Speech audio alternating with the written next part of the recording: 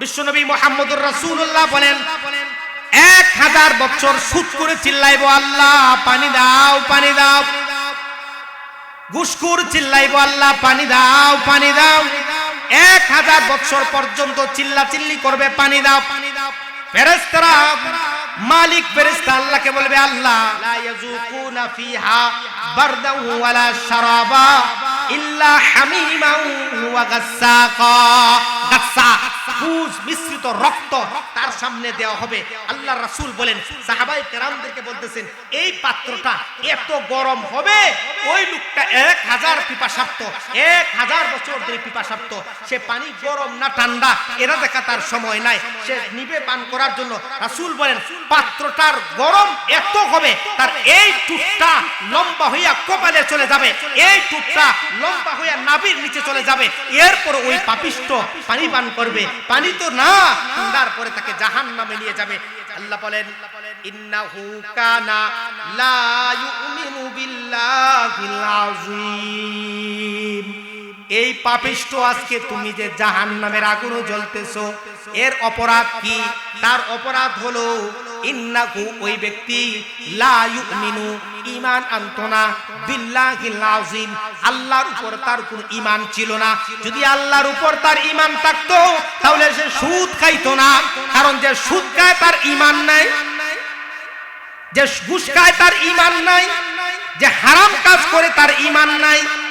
ওই সুদখোর আল্লাহর প্রতি বিশ্বাস ছিল না, এই কারণে সুদ খাইছে ঘুষ খাইছে মানুষের সম্পদ আত্মসাৎ করছে।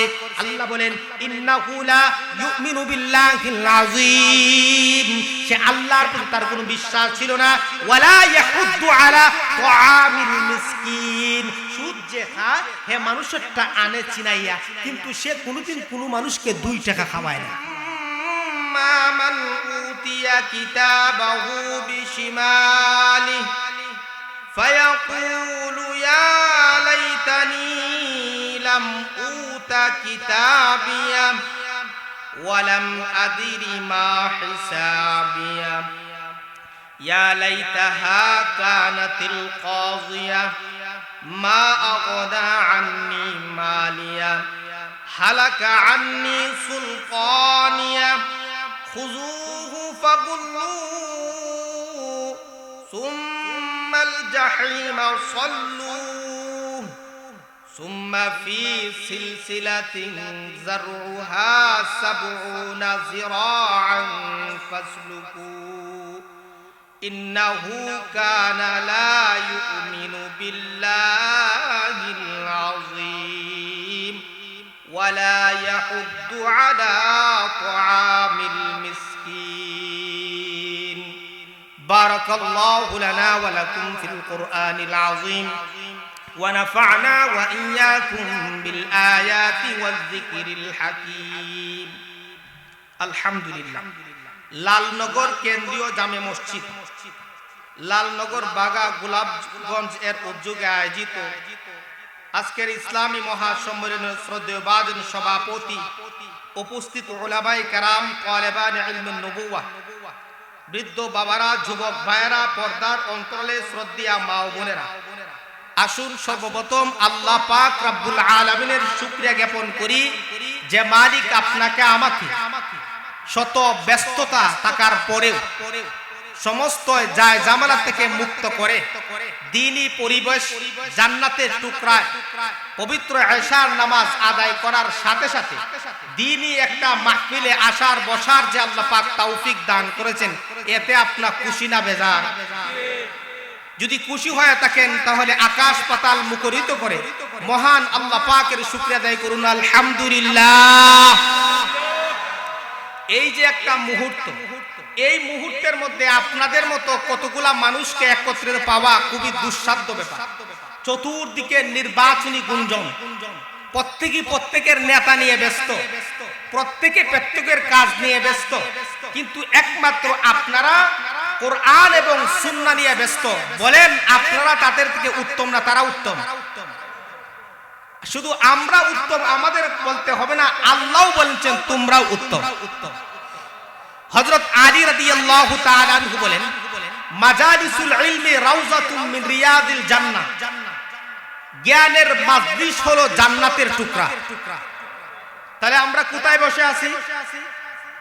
কথা কোন, কোথায় বসে আছি? তাহলে বলেন, আমরা যারা জান্নাতে বসে আছি, আমরা লাভে আছি না লসে আছি?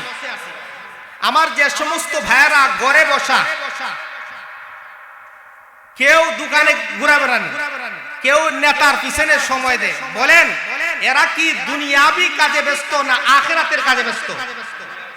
আর আমরা যারা এখানে আছি সারাদিন, কেউ মাছ মারছি, কেউ বিভিন্ন কাজ করছি, কাজ করার পরে আমরা মাহফিলে বসছি, আমাদের দুনিয়াও উত্তম আখিরাতও উত্তম। কিবা আমরা কেমন উত্তম? একটা হাদিস শুনি, তিরমিজি শরীফের 1757 নম্বর হাদিস।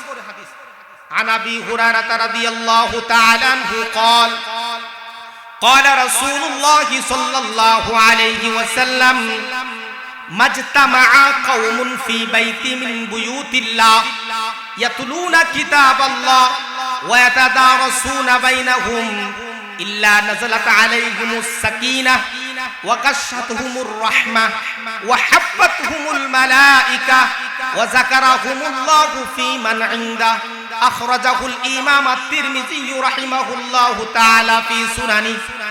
তিরমিজি শরীফের 1757 নম্বর হাদিস, হযরত আবু হুরায়রা রাদিয়াল্লাহু তাআলা আনহু থেকে বর্ণিত হাদিস। আল্লাহর নবী বলেন, ইজাজতামাআ কওমুন, যখন কোন জাতি একত্রিত হয়, ফি বাইতি মিন বুয়ুতিল্লাহ, আল্লাহ পাকের ঘরের কোন এক ঘরের মধ্যে, ইয়াতুলুনা ওয়া ইয়াতাদারাসুনা বাইনাহুম, এবং পরস্পর কোরআনের আলোচনা করে। যেমন আমাদের মাজলিসটা হচ্ছে কোরআনের মাজলিস, দর্স তাদরিসের মাজলিস। আল্লাহ রাসূল বলেন ইয়াতাদারাসুনা বাইনাহুম, তারা কোরআনের চর্চা করে, কোরআনের কথা বলে।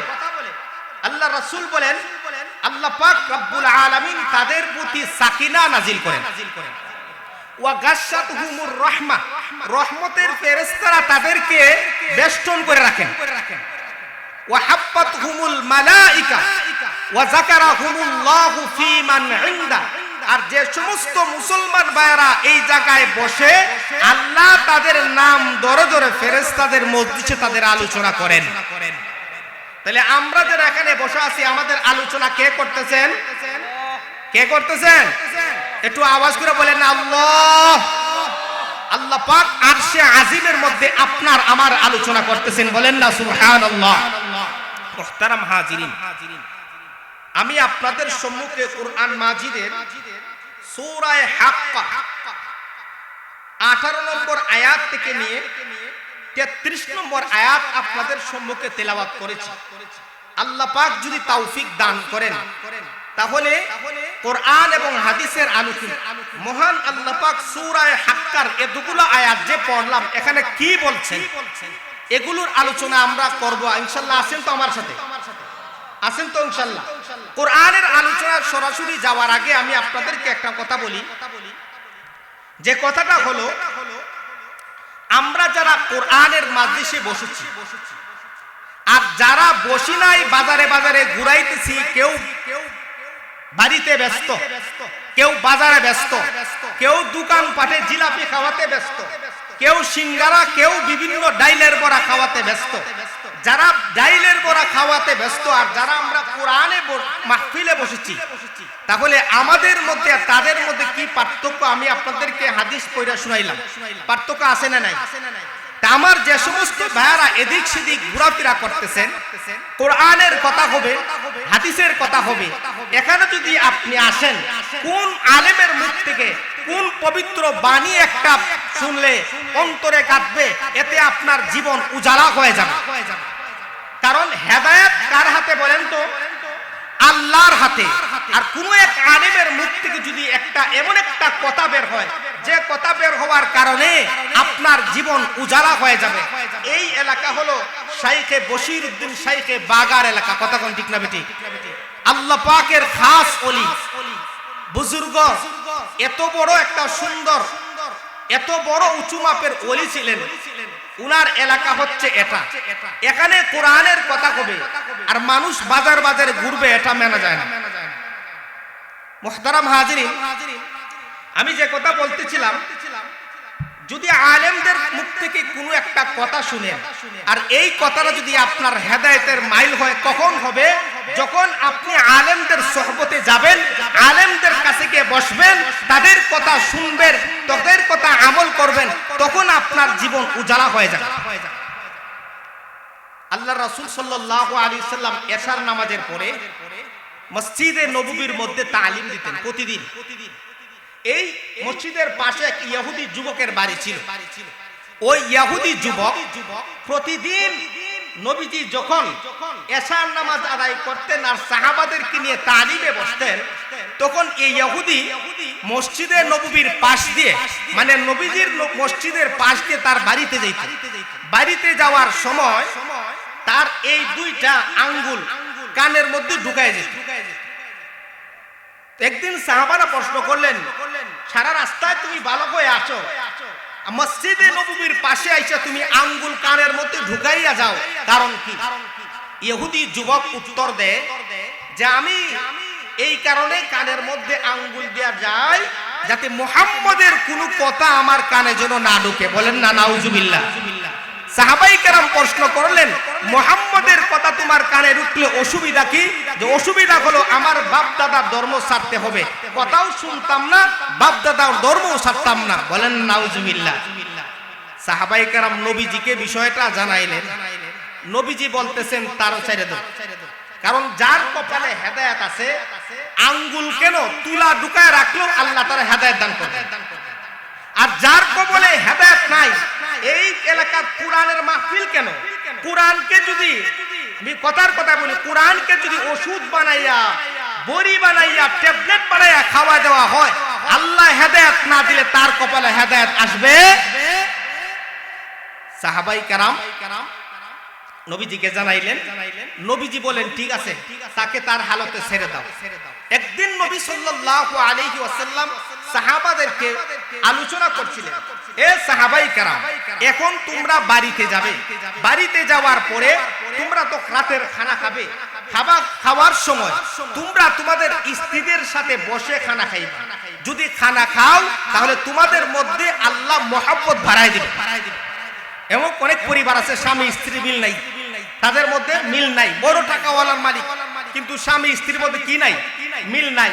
আরেকবার সারাদিন মাছ মারে, সুরমা নদীর সারাদিন মাছ মারে, ভ্যান গাড়ি চালায়, রিক্সা চালায়, কিন্তু বেটা আর বেচারির মধ্যে কি যে মোহাব্বত, লাইলি মুজলিফিন আছে না নাই?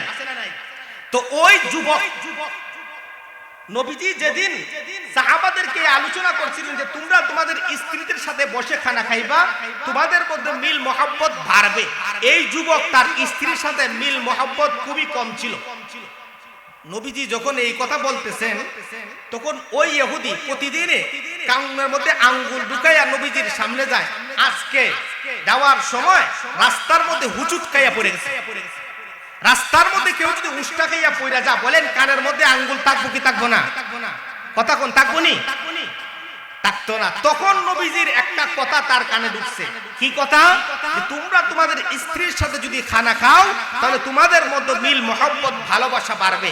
এই যুবক বলে, তাহলে আজকে মুহাম্মদের কথাটা একটু মেনে দেখি। আমাদের তো অনেক দিন বিয়া করলাম, অনেক দিন বিবাহ শাদী করলাম, হয়ে গেল, একজন আরেকজনকে দেখতে পারি না, একজন আরেকজনের থেকে ভালোবাসা নাই। আজকে মুহাম্মদের কথা নিয়ে একটু জাস্টিফাই করি। এই নিয়তে যুবক তার বাড়িতে গেছে। আর এদিকে তার স্ত্রী, সে বলতেছে প্রতিদিন, প্রতিটা মুহূর্ত, প্রতিটা সেকেন্ড ওই লোকটা আমাকে কষ্ট দেয়, আজকে তার কষ্ট থেকে রেহাই পেয়ে যাব। খাবারের মধ্যে বিষ মিশায়া রাখছে যে আজকে চান্দু খাবে, দুনিয়া ছেড়ে চলে যাবে, আমি তার থেকে মুক্ত হয়ে যাব। এটা তার স্ত্রীর নিয়ম। এদিকে যুবক প্রতিদিনের মতো বাড়িতে গেছে, গিয়া দেখে খাবার টেবিলে খাবার বাড়া আর তার স্ত্রী অন্য পাশে বসা। কিন্তু প্রতিদিন এই যুবক তার খাবার সে খেয়ে শুয়ে পড়ে। আজকে সে খানা খাওয়ার পরে তার স্ত্রীকে বলতেছে, ও আমার প্রাণের স্ত্রী, আসো আমরা একসাথে আজকে খানা খাই। মহিলা ভাবতেছে কোনদিন আমার স্বামী আমাকে বলল না খানা খাবার জন্য, আজকে কেন আমাকে বলে? না জানি আমি যে বিষ মিশাইছি সে মনে এটা জানা গেছে, এই কারণে সে মনে আমার আগে খাওয়ানোর চেষ্টা করতেছে। কথা বুঝতেছেন? ইহুদি যুবক বারবার তার স্ত্রীকে ডাকে, ও প্রাণের স্ত্রী আমিনার মা, আসো আমরা আজকে একসাথে খানা খাই। স্ত্রী মনে মনে ভাবতেছে, আমি যে খানার মধ্যে বিষ মিশায়া দিলাম এটা মনে আমার স্বামী জেনে গেছে, এই কারণে আমাকে বারবার খাওয়ার জন্য তাগদা দেয়, বারবার খাওয়ার জন্য চাপ দেয়।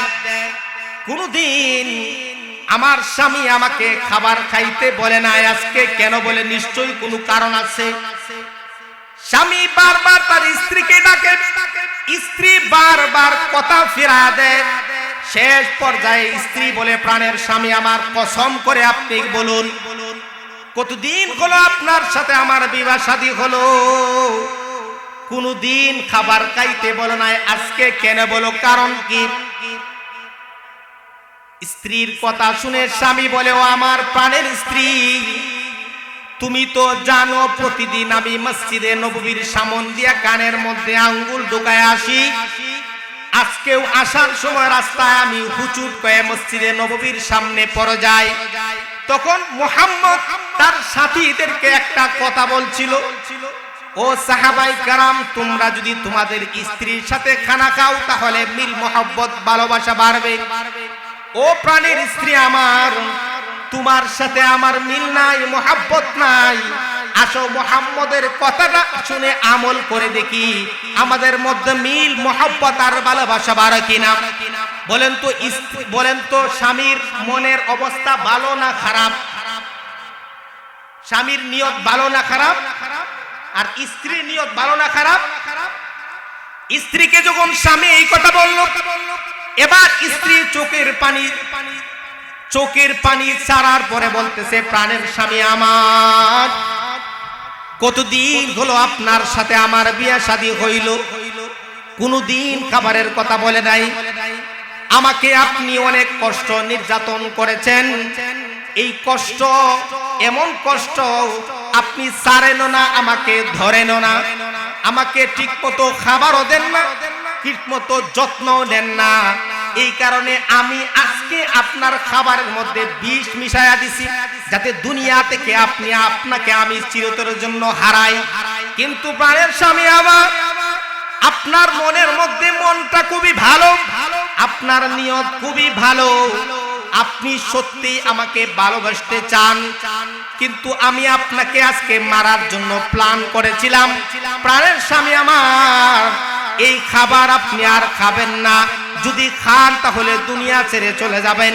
যদি আপনার বিশ্বাস না হয় বিড়ালকে একটু খাবার দেন, বিড়ালকে এক টুকরা গোশত দেওয়ার পর বিড়ালটার সাথে সাথে মারা যায়। এবার যুবক বলে, প্রাণীর স্ত্রী আমার, মুহাম্মদের একটা কথা শুনে আমল করার কারণে আজকে আমি নিশ্চিত মৃত্যুর হাত থেকে বেঁচে গেলাম। খোদার কসম, মুহাম্মদ যা বলে তাই সত্য।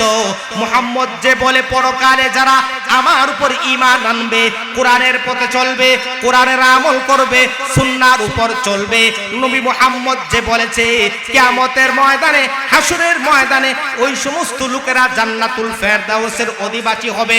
চলো চলো, আর দেরি করা যাবে না, মুহাম্মদের কাছে চলো।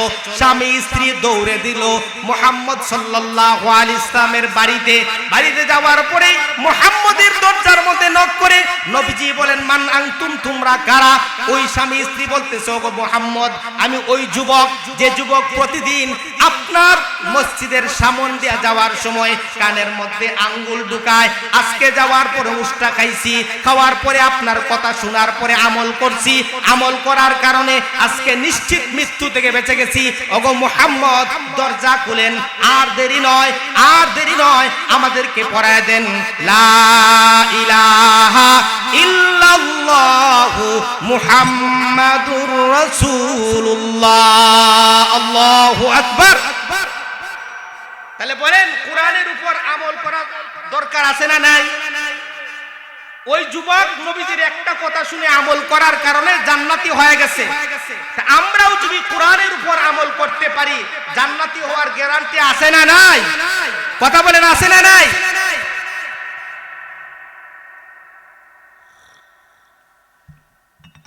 তাহলে আসুন, কোরআন অনুযায়ী আমল করলে আল্লাহ পাক রব্বুল আলামিন বান্দাকে কি পুরস্কার দেন? এই কোরআন মানুষের হেদায়েতের মাইল ফলক।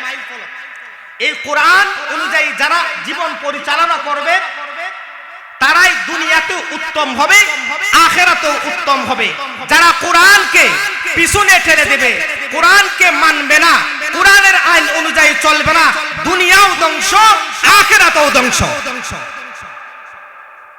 আল্লাহ পাক রব্বুল আলামিন বলেন, ইন্নাল্লাযীনা আমানু ওয়া আমিলুস সালিহাত কানাত লাহুম জান্নাতুল ফিরদাউসি নুজুলা। হে ঈমানদারেরা, যারা ঈমান আনবে আর নেক আমল করবে, আল্লাহ পাক মৃত্যুর সাথে সাথে তাকে জান্নাতুল ফেরদাউস দান করবে। কারণ এই পৃথিবীর মধ্যে সবচেয়ে বড় নিয়ামত হলো ঈমান। সবচেয়ে বড় নিয়ামত হলো ঈমান। যার ঈমান আছে সে যদি সামান্য ড্রাইভার হয়, ভ্যান চালক হয়, তবুও সে জান্নাতুল ফেরদাউসের অধিকারী। আর কোটি কোটি টাকার মালিক, বাড়ি বেলসের অভাব নাই, কিন্তু তার ঈমান নাই, তার 1 টাকা একটা মাছির মাথা পরিমাণ দাম আল্লাহর কাছে তার নাই। আচ্ছা বলেন তো, আল্লাহ রাব্বুল আলামিন আপনাকে আমাকে যে জীবন দান করেছেন, এই জীবন কি শেষ জীবন?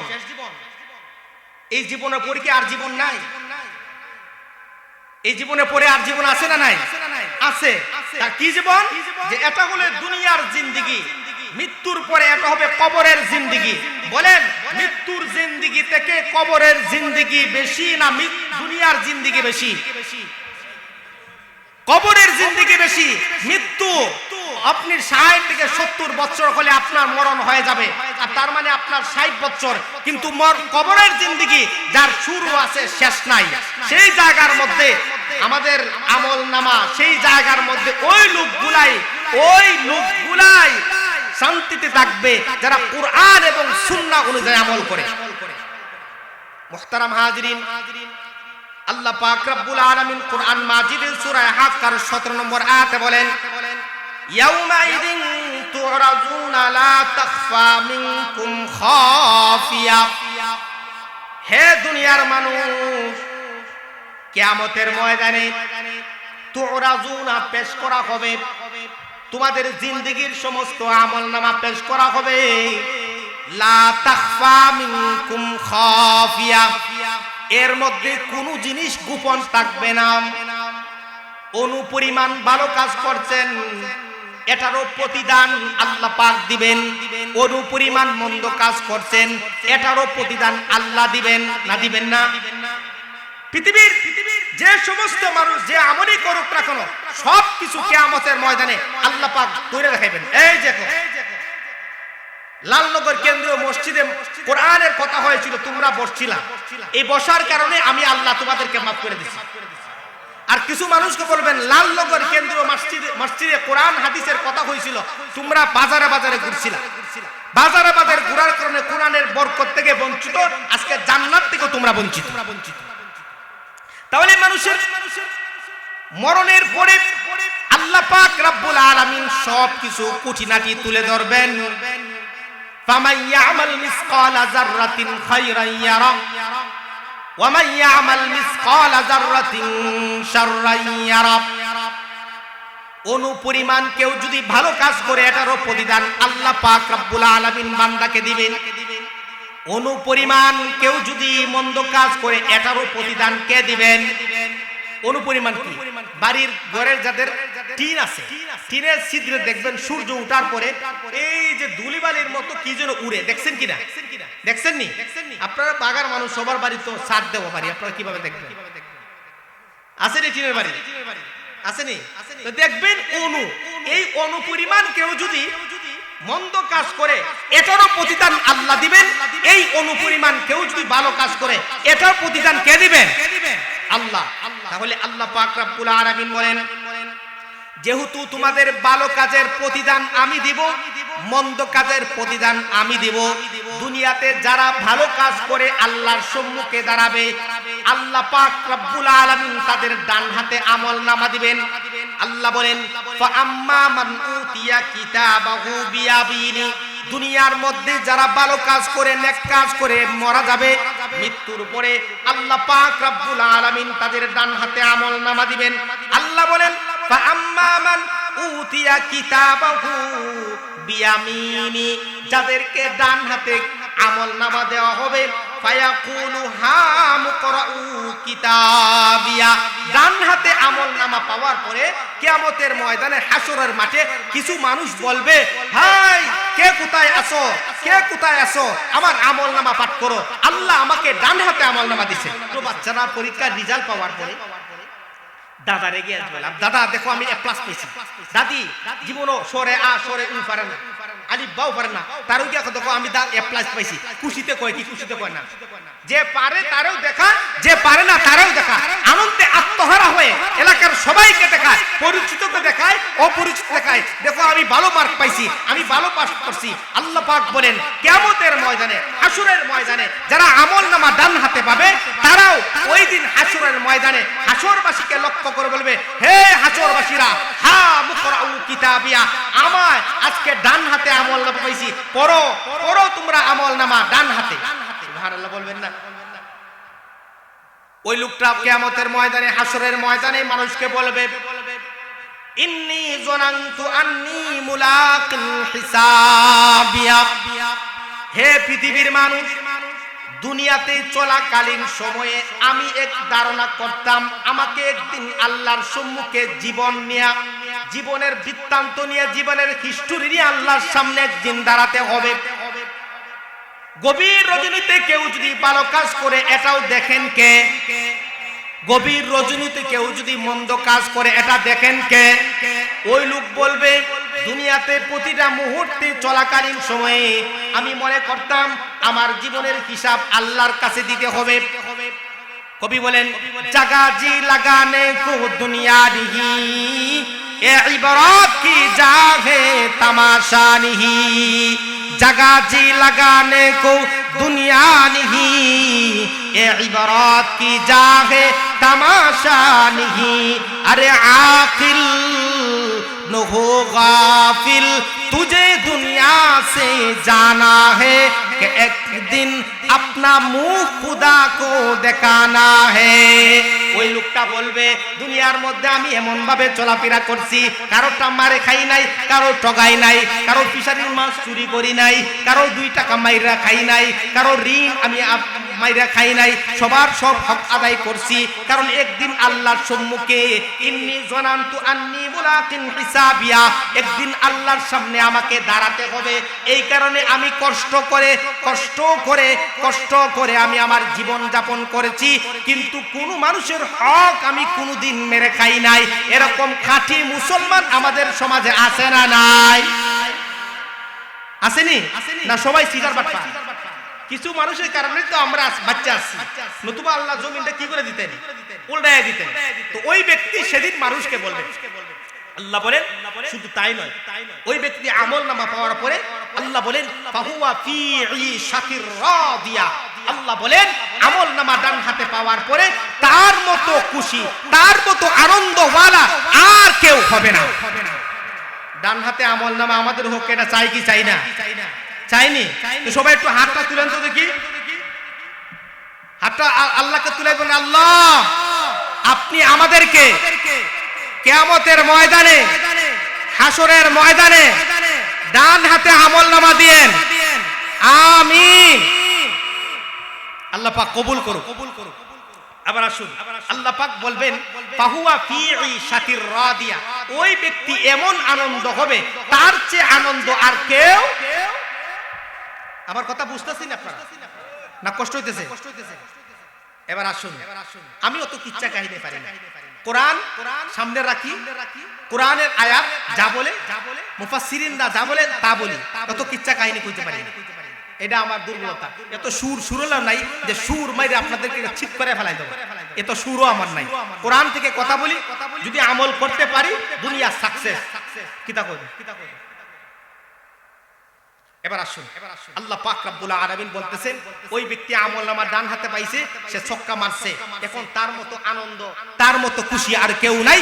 আল্লাহ বলেন ফাহুয়া, সে ফি ঈশাতির রাদিয়া, তার চেয়ে আনন্দওয়ালা পৃথিবীর বুকে আর কেউ। আল্লাহ বলেন ফি জান্নাতিন আলিয়া, ওই ব্যক্তির স্থান হবে জান্নাতে। আলিয়া, উঁচু উঁচু দালান বিল্ডিং এ। সুবহানাল্লাহ, একটু আস্তে করুন, ভালো লাগতেছে নি? এবার আসুন, আল্লাহ পাক বলেন এমন একটা জান্নাতের মধ্যে তাকে আল্লাহ বাড়ি দিবেন, বাসস্থান দিবেন, এমন একটা বাগান হবে। এই বাগানের মধ্যে আপেলের বাগান আছে, আঙ্গুরের বাগান আছে, পৃথিবীর মধ্যে যত সব ফল আছে সমস্ত ফলের বাগানের মধ্যে আল্লাহ পাক রব্বুল আলামিন তাকে একটা বাসস্থান বানায় দিবে। আল্লাহ বলেন কুতুফুহা দানিয়া, বড়ইয়ের মৌসুম চলতেছে, পাকনা বড়ইগুলা ঝুঁকে থাকলে লুপ লাগে কি লাগে না? আমের মৌসুমে পাকনা আমগুলা যখন এভাবে ঝুঁকে থাকে লুপ লাগে কি লাগে না? আল্লাহ বলেন এমন একটা বাগানের মধ্যে তার আমি বাসস্থান দেব। কুতুফুহা দানিয়া, ওই বাগানের ফলগুলা ঝুঁকে ঝুঁকে আছে। দুনিয়ার মধ্যে যদি আম ঝুঁকে থাকে হলুদ কালারের হয়, আমরা পারে খাই কি খাই না? আমরা কুটা দ্বারা পাটি, প্রয়োজনে গাছে উঠে আমরা এটাকে পারার পরে দা দিয়ে কাটি, চুলাইয়া আম দিয়া দুধ দিয়া মজা করে খাই কি খাই না? আল্লাহ রাসূল বলেন দুনিয়াতে কষ্ট করে খাইছো, কিন্তু জান্নাতের মধ্যে এত কষ্ট করা লাগবে না। একটা জান্নাতি যখন দেখবে একটা বড় বড় একটা আপেল, বড় একটা আম হলুদ হয়ে রয়েছে, তার মনের মধ্যে খাওয়ার জন্য ইচ্ছা জাগবে, সাথে সাথে ওই আমটা নিজস্বভাবে সুলাইয়া তার মুখের মধ্যে চলে আসবে। আল্লাহ রাসূল বলেন জান্নাতীরা যখন বাড়িতে বসে থাকবে, হঠাৎ দেখবে আসমান দিয়ে পাখি উড়ে যায়, পাখির গোশত খুবই মজা। ওই লোকটা তার মনের মধ্যে একটু চিন্তা আসবে, যদি পাখিটা খাইতে পারতাম। রাসূল বলেন এই কথা বলার সাথে সাথে সমস্ত পাখি আসমান থেকে তার সামনে চলে এসে বলবে আকালানি আকালানি আকালানি, ও আল্লাহর ওলি, ও আল্লাহর বান্দা, আমারে খাও আমারে খাও আমারে খাও। সমস্ত পাখিরা খুব আমারে খাও আমারে খাও। সমস্ত পাখিরা যদি কয় আমারে খাও আমারে খাও, তাহলে বেটা খাইব কোনটা? আল্লাহর রাসূল বলেন, সাহাবায়ে কেরাম বলেন ওগো নবীজি ওই ব্যক্তি কিভাবে খাইবে? আল্লাহর রাসূল বলেন ওই ব্যক্তি একটাকে নির্বাচন করবে, একটাকে, তুমি তাকে বলে সেটা থাকবে, বাকিটি উড়ে যাইব। আর এই পাখিটা আল্লাহ পাকের কুদরতি হবে কাবাব হইয়া রোস্ট হইয়া তার মুখের মধ্যে চলে আসবে। একটু আস্তে কইনা সুবহানাল্লাহ, এত অগণিত নিয়ামত। এরপর আল্লাহ বলেন কুতুফুহা দানিয়া, এমন একটা বাগানের মধ্যে তার বাসস্থান হবে যার ফলগুলো ঝুঁকে আছে, ফলগুলো ঝুঁকে আছে। কুলু ওয়াশরাবু হানিআম বিমা আসলাফতুম ফিল আইয়ামিল খালিয়া। তখন আল্লাহ পাক ওই জান্নাতীদেরকে লক্ষ্য করে বলবেন, হে জান্নাতীরা, কুলু খাও, ওয়াশরাবু পানাহার করো, হানিআম বিমা আসলাফতুম ফিল আইয়ামিল খালিয়া, অতীত জীবনে কষ্ট করে এসেছো, দুনিয়া থেকে তোমরা কষ্ট করে এসেছো, যা মন চায় তাই খেতে পারো নাই, যা মন চায় তাই পড়তে পারো নাই, অনেক কষ্ট স্বীকার করে তুমি এসেছো। আজকে আর কষ্ট নাই, যা পারো খাও, যা পারো খাও, যা পারো তোমরা খেতে পারো, কোনো অসুবিধা নাই। দুনিয়ার মধ্যে গরিব মানুষ ভ্যান গাড়ি চালায়, তার সন্তান একদিন বলতেছে আব্বা আমার ডালিম খাওয়ার মন। বেচারা গরিব মানুষ, ডালিমের কেজি জিজ্ঞাসা করছে গোলাপগঞ্জ বাজারে কয় 600 টাকা কেজি। বেটা সারাদিন বাড়াই মারে 600 টাকা, ডালিম কিনবো না কি চাউল কিনবো? কিন্তু বাবা তো টাকা না থাকলেও চেষ্টা করে। ওই ব্যক্তি ডালিমের দোকানের পাশে গিয়ে জিজ্ঞাসা করে ভাই ডালিমের কেজি কত? ডালিমওয়ালা বলতেছে ডালিমের কেজি 600। এই বেচারা পকেটের মধ্যে একবার হাত ঢুকায় আরেকবার বাইর করে, একবার হাত ঢুকায় আরেকবার বাইর করে টাকা গনে আর বলে আজকে যদি আমার সন্তানের জন্য ডালিম নিয়ে যাই, সন্তান না ডালিম খাইলো, কিন্তু সকালবেলা যখন ভাত চাইবো ভাত কিভাবে দেব? এই কারণে বেচারা ডালিমের দোকানের পাশে অনেকক্ষণ দাঁড়ায় থাকে। রাত্রি যখন গভীর রজনীত হয় আর মনে মনে ভাবে আমার ছেলে মনে এখন ঘুমায় গেছে, এই চিন্তা নিয়ে বাড়িতে ঢুকে। কারণ সন্তান যদি সজাগ থাকে আর বলে আব্বা ডালিম আনলা না, তো মন খারাপ হয়ে যাবে। এই কষ্ট করে লালন পালন করেছে সন্তান, এই কষ্ট করেছে বাবা, সন্তানের কথা রাখতে পারে নাই। প্রায় সময় ইচ্ছা করলে ওই ব্যক্তি চুরি করতে পারত, কিন্তু আল্লাহর ভয় করে না। ইচ্ছা করলে ওই ব্যক্তি রাহাজানি করতে পারত, আল্লাহর ভয় করে না। ইচ্ছা করলে ওই ব্যক্তি সুদের টাকা জমাইতে পারত। সুদ খায়নি আপনাদের এলাকা? এই ওয়াজ করুন না, সুদের ওয়াজ করুন না, এটা করলে বেজাল। ও যে আলোচনা করতেছেন এটাই করেন, সুদের দিকে যাই না। কথা কইলে হ্যাঁ, সুদ তো আপনাদের এলাকাতে আশা করি কেউ খায় না। বাগার এলাকার সুদ খাইব এটা আমার বিশ্বাস হয় না, কারণ শেখে বশিরউদ্দিন শেখে বাগার এলাকার সুদ খাইব এটা আমার বিশ্বাস হয় না। যদি আপনারা কোনটা আপনারাই জানেন। তো ওই ব্যক্তি ইচ্ছা করলে সুদ খাইতে পারতো, কিন্তু আল্লাহর ভয়ে খায় নাই যে আমি যদি আজকে সুদ খাই আল্লাহর দরবারে কিভাবে মুখ দেখাবো। অনেক কষ্ট করে সন্তান লালন পালন করেছে, মন যা চাইছে তাই খাইতে পারে না। বাজারে মাছ কিনা গেছে, মাছ কিনবো, সুদখোরের যন্ত্রণা মাছ কিনতে পারে না, সুদের টাকা খাইয়া কইতাম নি, সুদের টাকা খাইয়া পেট এমন বড় হইছে, এখন 1 ইঞ্চি আগে চলে তার পেট, 1 ইঞ্চি আগে চলে তার পেটের যন্ত্রণা।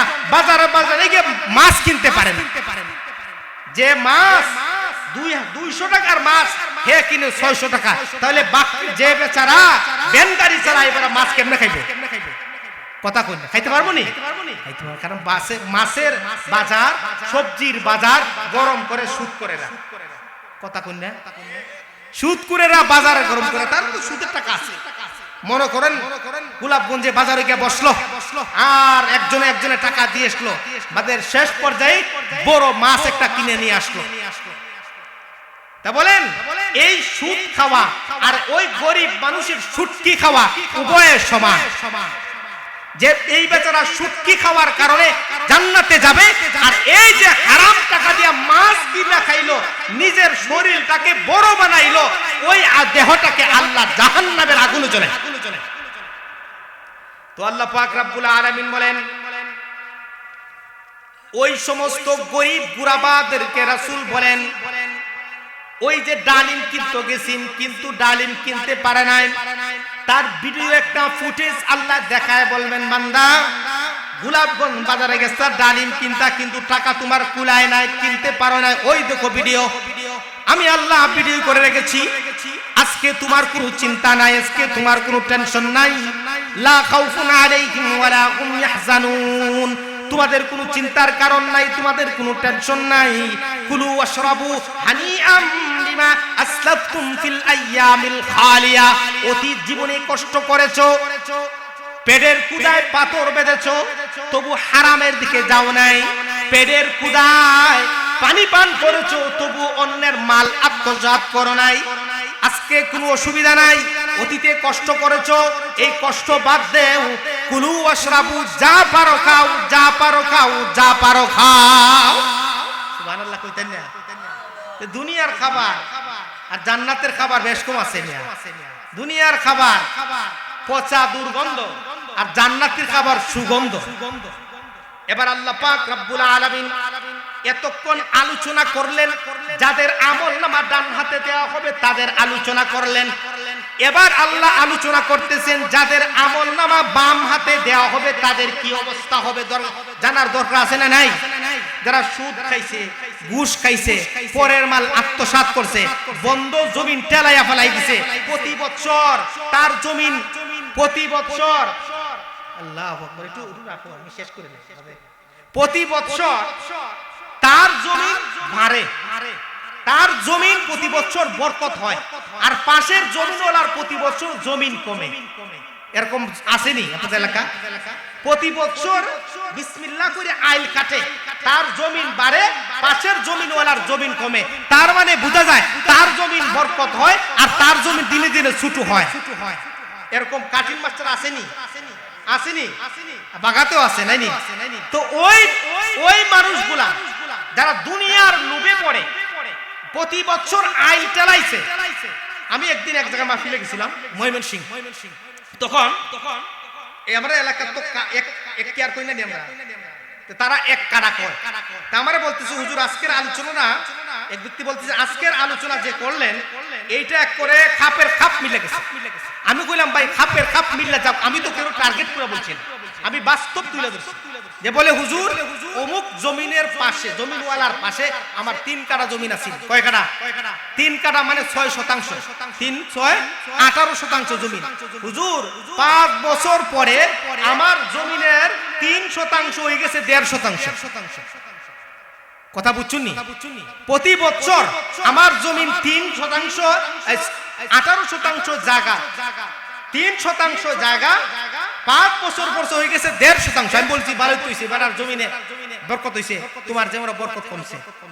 তোমার জমিনে বরকত হয় নাই, তার জমিনে বরকত হইছে বাড়ছে। লাস্ট পর্যায়ে এমন হইছে, বলতেছি লাস্ট পর্যায়ে এমন হইছে যে আমারে বলে তোর নাই, যেখানে জমিনও নাই, সব আমার। তখন আমি কি করব হুজুর? 3 কাঠা জমিন, 3 কাঠা জমিন আমি 1.5 কাঠা মনে করে বিক্রি করে আইছি। যা আল্লাহর হাওলা দিবেন পরকালে। তো এরকম কাটিং মাস্টার আসেনি? তো যারা এই সমস্ত কাজ করবে, সুদ খাইবে, মানুষের জমিন আত্মসাৎ করবে, মসজিদ মাদ্রাসার টাকা আত্মসাৎ করে ফেলাইবে, এরকম রাগব বোয়াল আসেনি আপনাদের এলাকা? সুবহানাল্লাহ। কেউ মনে মনে মনে কইতে পারেন হুজুর রে মনে কেউ কিচ্ছু কইয়া দিছে। আল্লাহর দোয়ায় আমার কেউ কিচ্ছু কয় নাই। আমি সারা দুনিয়াতে কথাবার্তা কই, এটা বুঝি, আমি পরিস্থিতি বুঝি। তো ওই লোকগুলা যারা দুনিয়ার মধ্যে মানুষের মাইরা খাইতে খুব মজা পায়, মানুষের আইল কাটতে খুব মজা পায়, সুদ খাইতে মজা পায়, ঘুষ খাইতে মজা পায়, মসজিদে যদি ইমাম সাহেব কোনোদিন সুদের কথা কয় তাহলে তার মাথা নষ্ট হয়ে যায়। এই ইমামরে কিভাবে বিদায় করা যায় এই চিন্তা তার ঘুম আসে না। যদি কোনোদিন ইমামে একটু দোষ পাওয়া যায় তাহলে দেখবেন যেখানে 1 আঙ্গুল ঢুকানোর কথা এই জায়গায় 5 আঙ্গুল ঢুকাই দেয়। এরকম মানুষ আসেনি আপনাদের এলাকা? আচ্ছা বলেন তো, আমি আপনাদেরকে একটা প্রশ্ন করি, এই কোরআন কার কিতাব? এই মসজিদ কার ঘর? সুদ খাওয়া হারাম কার কথা? আল্লাহর ঘরে বসে ইমাম সাহেব আল্লাহর ঘরে বসে আল্লাহর কোরআনের কথা সুদ খাওয়া হারাম এই কথা বললে যদি ইমামের চাকরি জায়গা, তাহলে নিশ্চিত ওই কমিটির মধ্যে নিশ্চিত সুদখোর আছে। সুদখোর হলো আল্লাহ এবং রাসূলের দুশমন। আল্লাহ রাসূল বলেন ফাজানু বিহারবিন মিনাল্লাহি ওয়া রাসূলি। সুদখোর আল্লাহ এবং রাসূলের দুশমন, তারা যেন আল্লাহর সাথে রাসূলের সাথে যুদ্ধের জন্য প্রস্তুত থাকে। সুদখোর কোরআনের দুশমন, সুদখোর নবীর দুশমন, সুদখোর আল্লাহর দুশমন। এই সুদখোর যদি মসজিদের কমিটি হয়, বলেন রক্ষক হবে না বক্ষক হবে? কথা মনে বুঝছেন না? এই সুদখোর যদি মসজিদ কমিটি হয়, এটা সুদখোর রক্ষক হবে না বক্ষক হবে? আমার কথা মনে বুঝছে না? বক্ষক বুঝছো নাকি? তা কইছি হে যে ব্যক্তি মসজিদের ক্যাশিয়ার হবে, মসজিদের সভাপতি হবে, তার কাছে কি মসজিদটা আমানত থাকবো নি? আপনারা মনে মনে কইনা যে উনি ইমাম সাহেব কিছু কইছে, সাবধান। আমি কিন্তু আমার ব্যক্তিগতভাবে বলতেছি, অনেক এলাকাতে এরকম আছে, আপনাদের এলাকাতে আছে তা আমি জানি না, না থাকলেও আমি জানি না, আমি বাস্তবতা আপনাদেরকে তুলে ধরলাম। আচ্ছা বলুন, তাহলে ওই কমিটির কাছে মসজিদ আল্লাহ রাসূল তারা দুশমন, তারা আল্লাহ রাসূলের দুশমন, আল্লাহর দুশমন, কোরআনের দুশমন, মসজিদের দুশমন, তারা যদি কমিটি হয় তাহলে মসজিদ ভালো চলবে না খারাপ চলবে? 10 বছর চলে গেছে মসজিদের কোনো উন্নতি হয় না, 20 বছর চলে গেছে অমুকের হাতে উন্নতি হয় না, আরেকজনের হাতে গেছে, এখন দেখা যায় প্রতি বছরই বাড়তেছে। কথা বুঝতেছেন? আসেনি এরকম? আপনাদের এলাকার কথা বাবারা আমি বলতেছি না, আমি আমার ব্যক্তিগতভাবে বলতেছি, অনেক জায়গায় এরকম আছে। আর কথা বাড়াইতাম না, এবার আসুন আল্লাহ পাক রব্বুল আলামিন পরবর্তী আয়াতের মধ্যে কি বলতেছেন দেখেন। আল্লাহ পাক রব্বুল আলামিন বলেন কুতুফুহা দানিয়া, ওই মানুষগুলোর জন্য ফলগুলা ঝুঁকে থাকবে, ওই মানুষগুলা ফলগুলো খাবে। আল্লাহ পাক রব্বুল আলামিন বলবেন, দুনিয়ার মধ্যে অনেক কষ্ট ত্যাগ তিতিক্ষা স্বীকার করে এসেছো, আজকে কোনো কষ্ট নাই, আজকে যা পারো খাও। এটা ঈমানদারের আলোচনা গেছে। এখন বেঈমানের আলোচনা। ওয়া আম্মা মান উতিয়া কিতাবাহু বিশিমালি, আল্লাহ বলেন এতক্ষণ আলোচনা করলাম ডান হাতে যাদের আমলনামা দেওয়া হবে তাদের। এখন আমি আলোচনা করব যাদের আমলনামা বাম হাতে দেওয়া হবে তাদের। বলেন যারা আল্লাহর হুকুম মানে তারা কোন হাতে আমলনামা পাবে? যারা আল্লাহর হুকুমের অমান্য করে অবাধ্য হয় তারা কোন হাতে আমলনামা পাবে? বাম হাতে। আল্লাহ বলেন যাদেরকে আমি বাম হাতে আমল দেব, কিয়ামতের ময়দানে আমলনামা পাওয়ার পরে তারা বলবে ফায়াকুলু ইয়া লাইতানি লাম উতা কিতাবিয়া, তারা বলবে হায় হায়, ইসরে যদি আমলনামা না দেওয়া হইতো। পরীক্ষার মধ্যে ছাত্র যখন ফেল করিলা তখন মনে মনে আফসোস করা, ওই স্যার যদি এবার রেজাল্টটা না দিতেন, স্যারও যদি হুজুর যদি রেজাল্টটা এবার না দিতেন ভালো হইতো, কারণ আমি পরীক্ষা তো ফেল করছি, আমার পাড়া প্রতিবেশী দেখবো তাহলে আমার লজ্জা লাগবো, আমার ক্লাসমেটটা দেখবো আমি পরীক্ষা 2টা গুড়ার ডিম পাইছি তাহলে আমার কষ্ট, পরীক্ষার রেজাল্ট না দিলেই ভালো। কয় কি আর কয় না? আল্লাহ পাক রব্বুল আলামিন বলেন বাম হাতে আমলনামা পাওয়ার পরে ওই পাপিষ্ঠর দলেরা বলবে ইয়া লাইতানি, হায় আফসোস, লাম উতা কিতাবিয়া, যদি আমার আমলনামা ডান হাতে না দেওয়া হইতো। কারণ আমি এলাকার মধ্যে মাতবর ছিলাম, আমি এলাকার মধ্যে সবচেয়ে বিচারক ছিলাম, আমি মন্ত্রী ছিলাম, আমি এমপি ছিলাম, আমার খুবই ক্ষমতায়, পুরা লালনগর এলাকা আমার কথা চলতো। আমি যদি আমি যদি না বলি তাই হইতো। আজকে আমার সমস্ত 2 নম্বরই, আমার সুদখোর, আমি ঘুষ খাই, আমার সবকিছু আল্লাহ পাক তুলে ধরবেন, আমার বেইজ্জতি হবে, মানুষ আমাকে তুতু দিবে। তোমারে এই সম্মান দিতাম, তুমি ঘুষ খাইতা, তোমারে ইজ্জত দিতাম, তুমি সুদ খাইতা, তোমারে সম্মান দিতাম, তুমি মানুষের মাল আত্মসাৎ করেছো, তোমারে সম্মান দিতাম, তুমি মানুষের মাল আত্মসাৎ করেছো, সবকিছু লেখা পাবে। এখন এই লজ্জায় সে বলবে ইয়া লাইতানি লাম উতা কিতাবিয়া, হায় হায় হায়, যদি আমলনামা না দেওয়া হইতো। ওয়ালাম আদরি মা হিসাবিয়া, বলবে হায় যদি আমার হিসাব সম্পর্কে কিছুই না জানতাম। কারণ আজকে তো ধরা খাইছে, আজকে তো সে ধরা খাইছে, এখন হায় যদি আমার ব্যবসা, যদি আমার হিসাব সম্পর্কে কিছুই না জানতাম তো কতই না ভালো হইতো। আজকে আমার আমলনামা আল্লাহ তুলে ধরছেন, পুরা হাসরের কোটি কোটি মানুষের আমার আমলনামা দেখবে। আমি জিনা করতাম, আমার মা দেখবে, আমি পাপ করতাম, আমার বাবা দেখবে, আমার সন্তানে দেখবে, আমার সমস্ত আত্মীয়স্বজন দেখবে, আমার তো ইজ্জত থাকতো না। এই ব্যক্তি বলবে হায় হায়, আমার যদি এগুলো না দেওয়া হইতো। এবার আল্লাহ বলেন হালাকা ইয়া লাইতাহা কানাতিল কাযিয়া, ওই ব্যক্তি আফসোস করে বলবে হায় আমার বিচার গেল কই।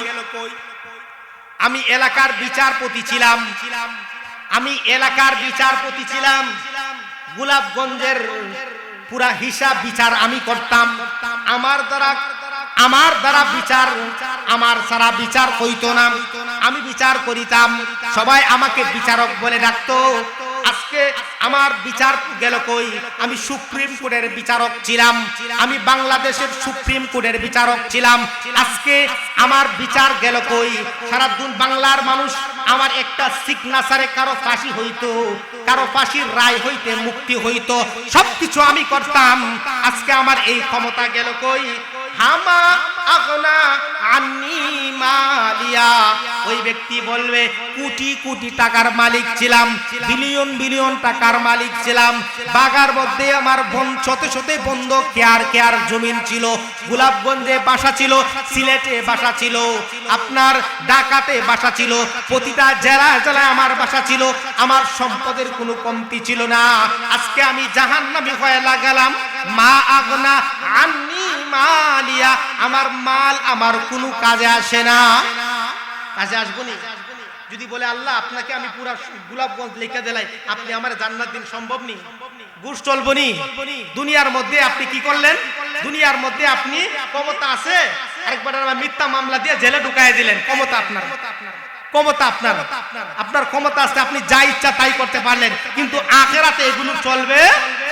এবার আল্লাহ পাক রব্বুল আলামিন বলেন, ওই পাপিষ্ঠ হালাকা বলবে, হালাকা আন্নি সুলতানিয়া, আমার রাজত্ব গেল কই? আমি বাংলাদেশের প্রধানমন্ত্রী ছিলাম, আমি বাংলাদেশের প্রধানমন্ত্রী ছিলাম, হঠাৎ করে আমার রাজত্ব চলে গেল, দুনিয়ার মানুষ আমাকে দেখবে, আমার ইজ্জত সম্মান সব দুরিশ্বত হয়ে গেল। এত বড় বাদশা, এত বড় পাওয়ারশালী নেতা ছিলাম, আজকে আমার সবকিছু বিলীন হয়ে গেল।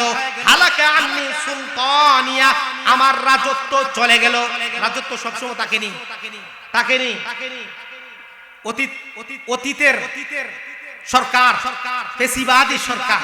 এখন কিছু মানুষকে বলছে রাজনীতি কথা কই না, যে এটা রাজনীতি না, এটা উচিত কথা কইতেছে। ফেসিবাদী সরকার ক্ষমতায় যখন ছিল তখন মনে করছিল যে আমি আমাদের ঘরানির মতো কেউ দুনিয়ার বুকে জন্ম নিবে না, নিতেও না। কইছেন কি কইছি না? কিন্তু আল্লাহ পাক রব্বুল আলামিন বলেন, তুমি নিয়ত করবা একটা, আমি করব আরেকটা, এমন বেজ্জতির সাথে তোমাকে আমি দেশান্তরিত করব, দ্বিতীয়বার পাড়া দেওয়ার সুযোগ হবে না।